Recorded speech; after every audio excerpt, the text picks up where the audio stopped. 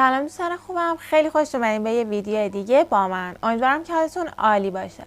خب بچه‌ها قراره که امروز لسن دی رو بخونیم، در واقع آخرین لسن از یونیت 4. کتابتون رو باز کنین و بیاین صفحه 40. لسن دی an average. بچه‌ها نکته‌ای که خیلی مهمه در رابطه با معنی کردن کلمه ها اینه که بیاین اینا رو دیفاین کنید، یعنی معنیش رو به انگلیسی در بیارید.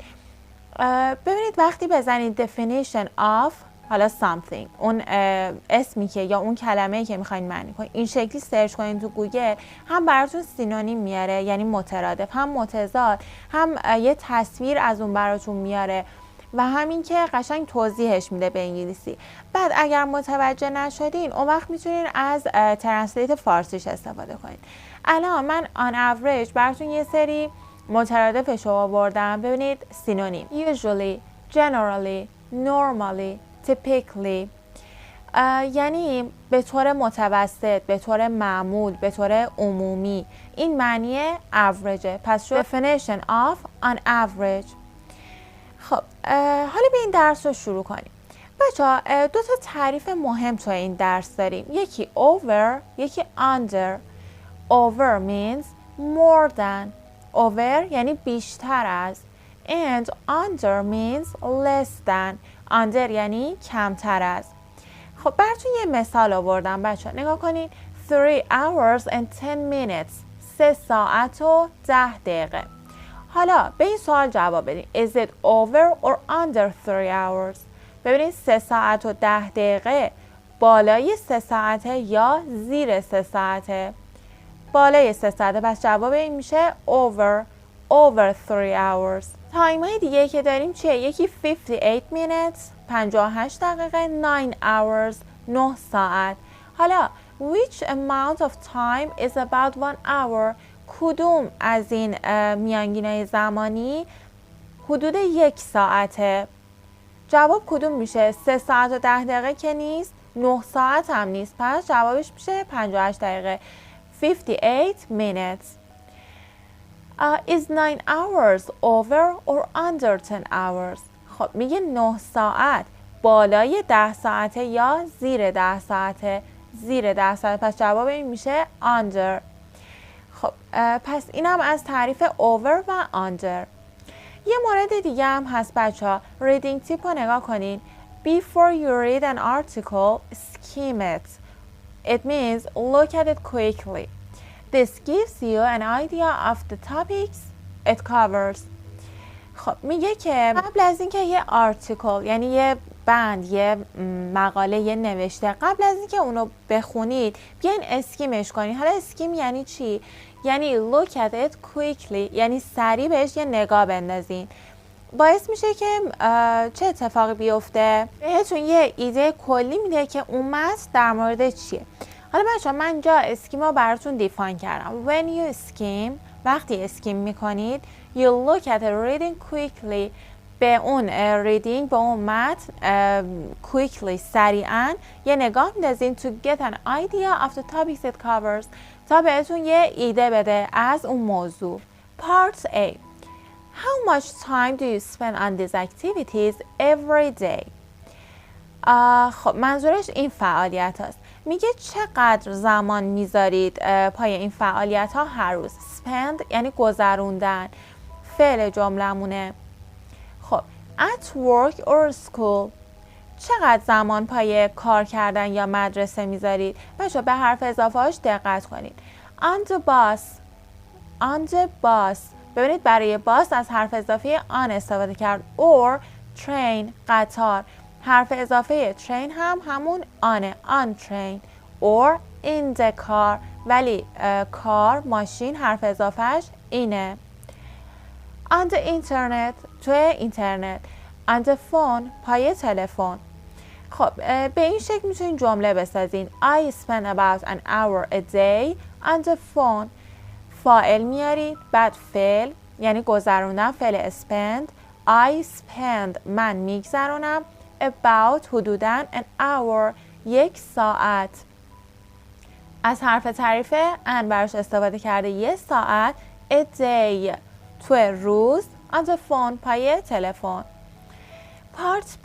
Read the article and take the quiz. Then compare with a partner. Are you like average Americans? خب میگه این مقاله رو بخونید و سوالش رو جواب بدید. بریم که اینو بخونیم. Are you like an average American? میگه شما شبیه یه آمریکایی هستین، یه آمریکایی نوعی. Do you work 8 hours a day? Then you're similar to the typical American. In fact, the average American with a full-time job works just over 8 hours a day. How much time do you spend on the internet? The average American spends just under 2.5 hours a day online. So, do you live your life like the average American? Find out with our quiz. خب بیاین این متن رو بررسی کنیم. Do you work 8 hours a day? داره سوال میپرسه با فعل کمکی do. چرا do؟ چون فاعلم youه و بعد فعل اصلی main verb work کار کردن 8 hours 8 ساعت a day توی یه روز. خب بچه ببینید اینجا چون 8 اومده عدد 8 hour یعنی ساعت رو به حالت جمع آورده دیگه مفرد نیورده چون اینجا عدد جمع دارم 8 hours پس به این دقت کنید. ولی اگه میخواست بگه 1 ساعت دیگه همون hour میگفت or 1 hour دیگه s نمی آورد. Then you're similar to the typical American. Then past you are شما هستید similar یعنی مشابه to the typical typical یعنی معمولی نوعی American آمریکایی معمولی پس شما مثل یه آمریکایی معمولی هستین اگر 8 ساعت توی یه روز کار میکنین. In fact یعنی در حقیقت the average American یه آمریکایی معمولی with a full-time job با یه کار تمام وقت job یعنی شغل کار full time تمام وقت with حرف اضافه یعنی با یه کار تمام وقت works کار میکنه just over 8 hours a day 8 ساعت بالای 8 ساعت over 8 hours بالای 8 ساعت توی یه روز. How much time do you spend on the internet? خب how much چقدر how much time چقدر زمان میگذرونی پای اینترنت spend گذروندن فعله. The average American spends just under 2.5 hours a day online. خب the average American آمریکایی معمولی spends میگذرونه. خب ببینید چون سوم شخص مفرده the average American یه آمریکایی معمولی که یا هیه یا شی پس فعلمو سوم شخص مفرد میارم spends just under 2.5 خب زیر under 2 ساعت و 7 یعنی نصف 2 ساعت و نیم a day online توی یه روز پس یعنی یه آمریکایی معمولی فقط زیر 2 ساعت و نیم توی یه روز آنلاینه. سپس do you live your life like the average American تو زندگی تو مثل یه آمریکایی معمولی میگذرونی مثل یه آمریکایی معمولی زندگی میکنی. Find out اینو میتونی متوجه بشی find out فهمیدن with our quiz اینو میتونی بفهمی با سوالایی که اینجا ازت میپرسیم. خب بچه‌ها ببینید اینجا 8 تا سوال داریم کویز سوال. خب اینا جوابای یه آمریکایی معمولیه average American. حالا اینجا هم خودتون میتونید با توجه به سبک زندگیتون جواب بدین yes or no. Okay, let's read the quiz. Number 1. Do you get up at 6:30 a.m. on weekdays? The answer for average American is yes. Number 2. Do you sing in the shower? 3. Do you have cereal with milk for breakfast? 4. Do you have a pet? 5. Do you use public transportation every day? Do you watch television about 30 hours a day? 7. Do you exercise every day? 8. Do you eat at a restaurant 3 times a week? Do you get up? Get up بلند شدن تو بیدار میشی at 6:30 ساعت 6:30 AM یعنی صبح on weekdays. Weekdays یعنی روزهای هفته. weekend یعنی آخر هفته. بچه ببینید weekdays روزهای هفته به جز اون آخر هفته است در واقع. آخر هفته تو آمریکا میشه شنبه و یک شنبه. پس ویک دیزشون از ماندی، از دوشنبه است تا فرایدی، جمعه. Do you sing in the shower? Sing یعنی خوندن. shower زیر دوش آهنگ میخونید. Do you have cereal with milk for breakfast? cereal یه سری دونه های شکلاتی یا پروتئینیه که با شیر میخورن. with milk با شیر. for breakfast برای صبحانه. Do you have pets? have یعنی داشتن، فعل اصلیه. pet حیوان خونگی. Do you use public transportation?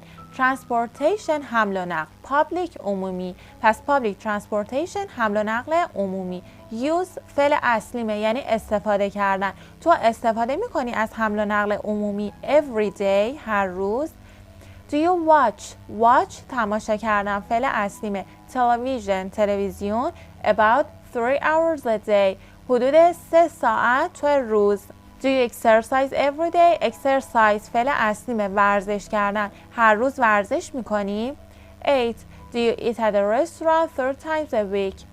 خب eat خوردن، فعل اصلیمه. at a restaurant توی رستوران، به حرف اضافهش دقت کنید. at 3 ساعت توی هفته. خب این پایین چی گفته؟ So are you like the average American?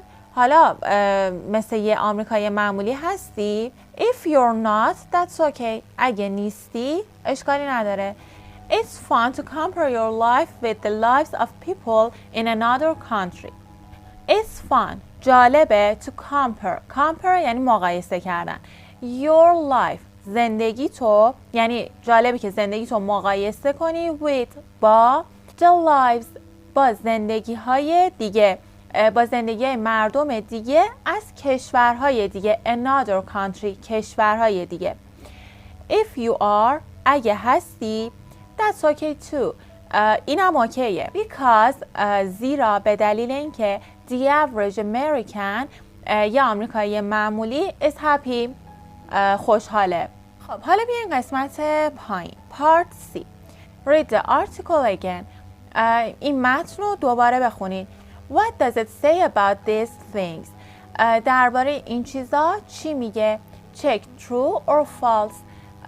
صحیح و غلطش رو مشخص کنید. The average American یه آمریکایی معمولی works under 10 hours a day. زیر 10 ساعت تو یه روز کار میکنه. Yes, that's right. It's true. Number 2. Spends 3.5 hours on the internet every day. خب میگه گذروندن 3.5 ساعت تو اینترنت هر روز. No, it's false. تو متن گفته بود که زیر 2.5 ساعت هر روز تو اینترنت میگذرونن، پس این گزینه غلطه. 3. Gets up at 8 a.m. on weekdays. بچه این گزینه هم غلطه، چون ببینید تو شماره 1 گفته بوده که ساعت 6:30 بیدار میشی و جواب یه آمریکایی معمولی yes بوده، پس این گزینه غلطه. Number 4. Eat cereal in the morning. Yes, that's right. این گزینه trueه، درسته. Number 5. Eats at a restaurant about 4 times a week. No, this is false. به خاطر اینکه توی متن گفته بود که یه آمریکایی متوسط 3 بار در هفته تو رستوران غذا میخوره. Number 6. Uses public transportation every day. This is false. به خاطر اینکه اگه توی متن رو نگاه کنید سوال پرسیده بود که آیا هر روز از حمل و نقل عمومی استفاده میکنید و جواب یه آمریکایی نبودش. خب اینم از این تمرین. بیاین صفحه بعدی. Teen habits. habit یعنی عادت. عادتهای یه تینیجر، یه نوجوان. تین یعنی جوان. اینجا بچه‌ها یه لیسنینگ داریم، ترک 53. اینو براتون میذارم توی کانال تلگرام، حتما بهش گوش بدین و بعد بیاین این جای خالی ها رو پر کنید که این جای خالی ها یه سری اعداده و بعد ترک 54 اینم براتون میذارم، حتما گوش بدین و چیزایی که ازتون خواسته رو کامل کنین. پس این لیسنینگ با خودتون. خب بچه‌ها این قسمت یه رایتینگ داریم، رایتینگ and speaking a typical week. یه هفته تیپیکال معمولی. Complete the sentences. جمله ها رو کامل کنید. Then tell a partner about your typical week. سپس به پارتنرتون درباره یه هفته معمولی بگین. Take notes on your partner's typical week. خب a typical week for me.